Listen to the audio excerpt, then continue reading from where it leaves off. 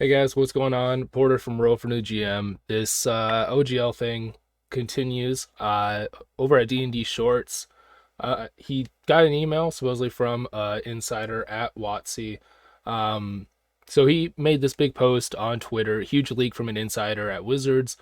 It's what we feared. The higher ups despise us, the D&D community, and see us only as an obstacle to their money. Subs on D&D Beyond are all WoTC care about, so I've canceled mine. Let your voice be heard. And so this he shared a screenshot of the email in question. It says, "Hi, I'm an employee at WoTC, currently working on D&D Beyond and with D&D business leaders on the health of the product line. That must be a rough job right now. If you want, I can provide proof of this." So that's interesting. Normally when you get these kind of leaks and stuff, they don't go, "I have proof. I can prove who I am." I'm sending this message because I fear for the health of the community I love, and I know what the leaders at WoTC are looking at. They are briefly delaying rollout of OGL changes due to the backlash. Briefly. Briefly? Due to the backlash? Not altogether because of the backlash? Their decision making is based entirely on the provable impact to their bottom line. Money. Specifically, they're looking at D&D Beyond subscriptions and cancellations, as it is the quickest financial data they currently have. They are still hoping the community forgets, moves on, and they can push through this.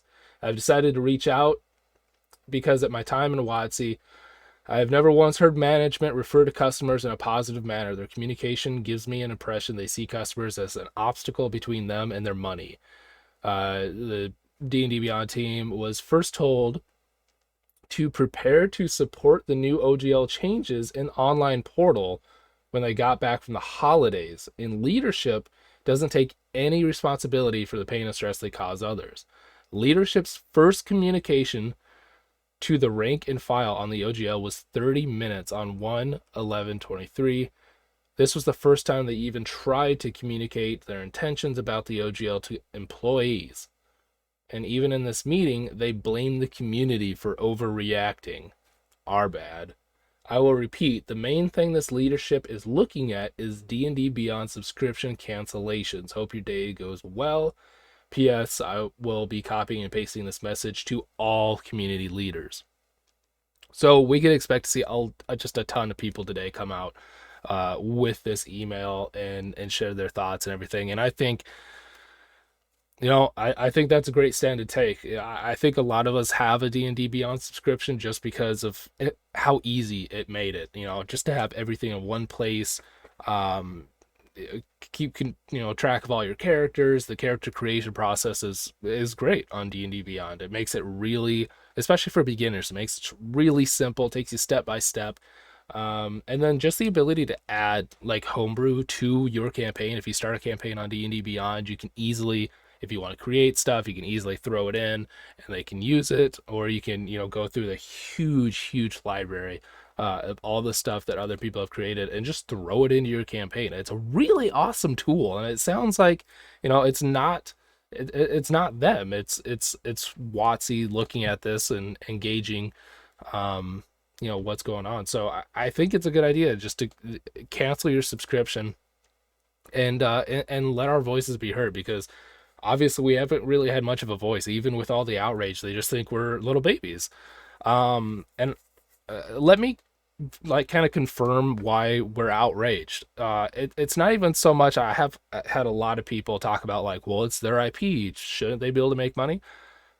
First of all, in DM's Guild they do. Second of all, in the OGL, the way that it's written, this was supposed to be forever, and they include the term perpetual. Now, I don't know about you, but if I go in on a contract, little old me lives out in the middle of nowhere, I'm bound to that contract, and if I break it, I get in a lot of trouble. If I don't pay my electric bill on time, they shut it off within a couple of days. Like, why should they get out of their contract that they promised us was going to be forever? That's what's really annoying. It's not even so much the whole royalties thing, because even I can be like, all right, but DM's Guild, they take 50%. And if I just them going back on what they said and promised is the key issue here, and the wording of them allowing themselves to take our stuff and make it theirs and publish it under them without any attribution. That's insane. That's it's absolutely crazy. And actually, D&D Shorts, I'll put the video in the description below. He has a great video where he goes through point by point by point what is so crazy about this. He explains it far better than I can, so definitely check out the video if you haven't watched it. But so going off of this, I think it's a great idea. I think we should all do it. So I've got mine pulled up right here. As you can see, I had the hero tier, not even the highest one, but just so I could create unlimited characters, publicly share homebrew content. It's a great tool. So yeah, I think we should all do it. I think we should follow suit.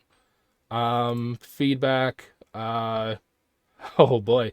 Poor customer support. Subscriptions not for me. I don't want to be rude, but I will say,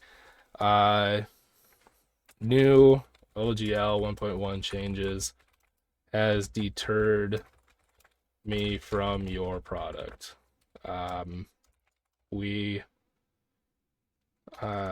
just put open D&D and cancel. So I think that's a good first start. If that's indeed what they're looking at, if all they have to gauge on right now is the D&D Beyond subscriptions, if they just see a huge hit today, I think that, maybe it's just another hurdle for them, another obstacle to get through little less. But I think we should do it. So thank you, D&D Shorts. Thank you to this person who reached out and started sending emails about it. Weird time. As for Roll for New GM, been working the last week since about Monday, figuring out what I'm going to do, and I've got kind of a slate now. I got an idea of what I'm going to do, how I'm going to do the book.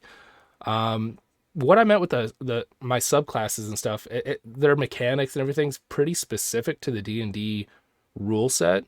So you guys are right. I can change it around and stuff. It's just, that's kind of a bummer. It kind of changes it a little bit. But yeah, I mean, I'm definitely going to figure out how to put my content out, because I didn't spend the last 4 months and hundreds of dollars on art and everything to just shelve it. So I'm going to find a way to push through. I'm going to find a way to get that out. Also, on this channel, we're going to be doing a bunch of just tabletop stuff. So one that I have lined up is just making stuff for, VTTs, making little icons and images for your homebrew armor, spells, stuff like that. I think that's really cool for free. And then we're just going to be, I think we're going to do kind of a step-by-step process into the stuff that we're creating. I think it'll be really cool to kind of follow along and see the process of everything. As well as just, all tabletop stuff. So, again, thank you everybody for reaching out. I wanted to go through and talk to everybody like on the first video, but I was up for like 30 hours that day, like just reading and Googling stuff. And so there's a lot of cool rule sets that I found. And I think I'm going to do a series going through a bunch of different games and rule sets and what I like, what I don't like. I think that would be really beneficial, especially in a time like right now. So thank you. I saw a comment about doing something like that. So thank you for the idea. But yeah, cancel those D&D Beyond subscriptions. Huge shout out to this person. And, this is just the beginning. Completely different outlook than I had even just 4 days ago. I'm really excited about what the future holds. So let's get to it. Until next time, friends.